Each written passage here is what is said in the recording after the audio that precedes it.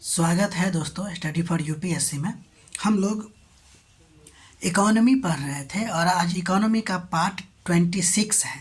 ठीक है, हम लोग आज नया चैप्टर की शुरुआत कर रहे हैं, फाइनेंशियल मार्केट। इससे पहले हम लोगों ने मनी एंड बैंकिंग चैप्टर पूरी तरह से पढ़ लिया था। अभी तक हम लोगों ने 3 लेसन पढ़ा और ये चौथा लेसन है, फाइनेंशियल मार्केट। ठीक है, उम्मीद है आप लोग नोट बना रहे होंगे और अदर जगह से आप मैच भी कर सकते हैं नोट कैसा आपको दिया जा रहा है। और सबसे बड़ी बात है कि आप लोग रिवीजन ज़्यादा कीजिए, ठीक है ना, क्योंकि आपके पास अगर एक पूरी तरह से एक नोट बन जाएगा तो आपको बार बार रिवाइज करने में अच्छा रहेगा। तो देखते हैं फाइनेंशियल मार्केट क्या होता है। तो वित्त बाजार क्या होता है, तो मुख्य रूप से समझिए कि ये जो मार्केट होता है ना, वो पैसा के लेन देन का मार्केट होता है। इसका डेफिनेशन हमने लिखा है कि एक व्यवस्था है या मंच है जहाँ पर वित्तीय साधनों जैसे शेयर, बॉन्ड, डिवेंचर, मुद्रा, डेरिवेटिव सबका खरीद फरोख्त होती रहती है। मतलब कि शेयर मार्केट एक ऐसा जगह होता है जहाँ पे बचत को निवेश में बदला जाता है। अर्थात यह मार्केट बचत और निवेश को प्रोत्साहन देने वाला मार्केट है। ठीक, अब हम बात करते हैं फाइनेंशियल मार्केट का संरचना यानी कि स्ट्रक्चर। ठीक है, तो देखिए अगर हम स्ट्रक्चर की बात करेंगे तो इसमें 2 हम लोग को देखना है मेनली, और भी हो सकता है स्ट्रक्चर में और भी पार्ट, लेकिन हम लोग देखेंगे मनी मार्केट देखेंगे यानी कि मुद्रा बाजार, और दूसरा देखेंगे हम लोग कैपिटल मार्केट यानी कि पूंजी बाजार।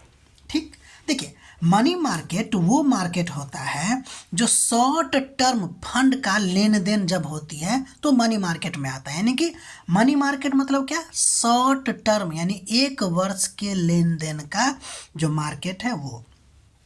जबकि कैपिटल मार्केट की अगर हम बात करेंगे तो वो लॉन्ग टर्म फंड के लिए होता है लेन देन, जो 1 वर्ष से अधिक के लिए होता है, तो हो जाएगा कैपिटल मार्केट।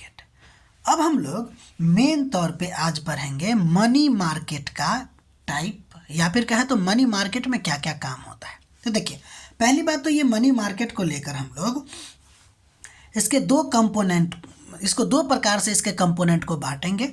एक संगठित क्षेत्र जिसको ऑर्गेनाइज सेक्टर कहते हैं, और दूसरा असंगठित क्षेत्र जिसको हम लोग अनऑर्गेनाइज सेक्टर कहते हैं। संगठित क्षेत्र वो होता है जो आरबीआई के प्रत्यक्ष नियंत्रण में होगा, और असंगठित क्षेत्र वो होगा जो आरबीआई के नियंत्रण से बाहर होती है। ठीक है, तो अब हम लोग खासकर पहले असंगठित क्षेत्र को देखेंगे, फिर हम लोग संगठित क्षेत्र को देखते हैं।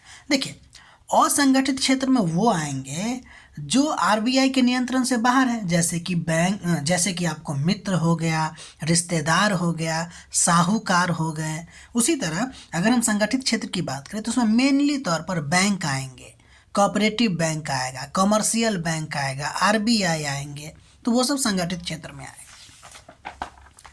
तो पहले हम लोग देख लेते हैं असंगठित क्षेत्र। असंगठित क्षेत्र में अगर हम कंपोनेंट की बात करें तो उसमें साहूकार जो बताए हैं, महाजन, आढ़तिये जिसको मध्यस्थ बोलते हैं, चिट फंड, इंडिजीनियस बैंकर, ये सब आपको असंगठित क्षेत्र में आएंगे। इसकी विशेषता की अगर बात कीजिएगा तो ये बहुत ज़्यादा ब्याज दर लेता है, इसका क्षेत्र भी आपको सीमित होती है, और पारदर्शिता की आपको कमी होती है। ठीक है, प्राचीन समय में अगर हम बात करें तो एक हुंडी जैसा शब्द आता है जो भारत में स्वदेशी वित्तीय साधन के लेन देन का एक तरीका था। ठीक है, यानी भारत में प्राचीन समय में धन के लेन देन या उधार के लिए एक प्रक्रिया अपनाई जाती थी जिसको हम लोग हुंडी कहते हैं। यह एक प्रकार का आप समझिए कि बिल ऑफ एक्सचेंज होता था, ठीक है ना, जिसमें कुछ लिखित मतलब आदेश या वचन होता था।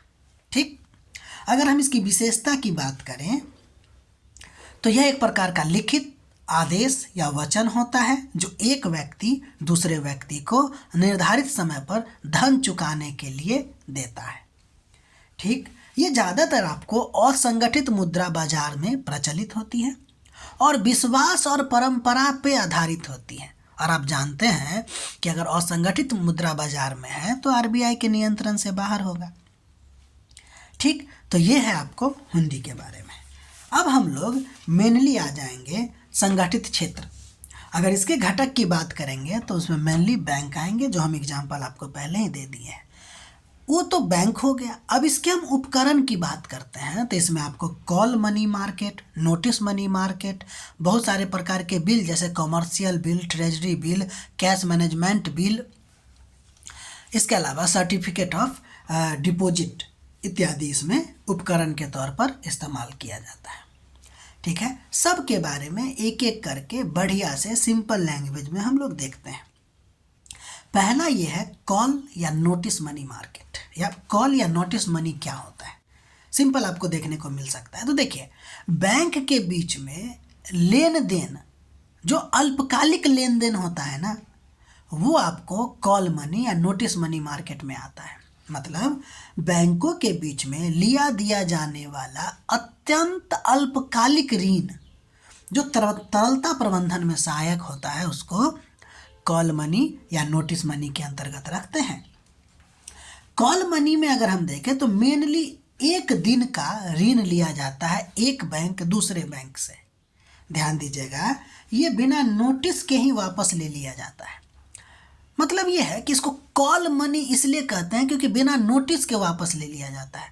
हम किसी को कॉल करेंगे या आप किसी को कॉल कीजिएगा तो पूछ के नहीं कीजिएगा आप, ठीक है ना, डायरेक्ट कॉल कर लेते हैं कोई अगर ज़रूरी है तो इसलिए उसको कॉल मनी मार्केट कहते हैं, जब बिना नोटिस का पैसा वापस ले लेंगे, और ये बहुत ज़्यादा तरल होगा।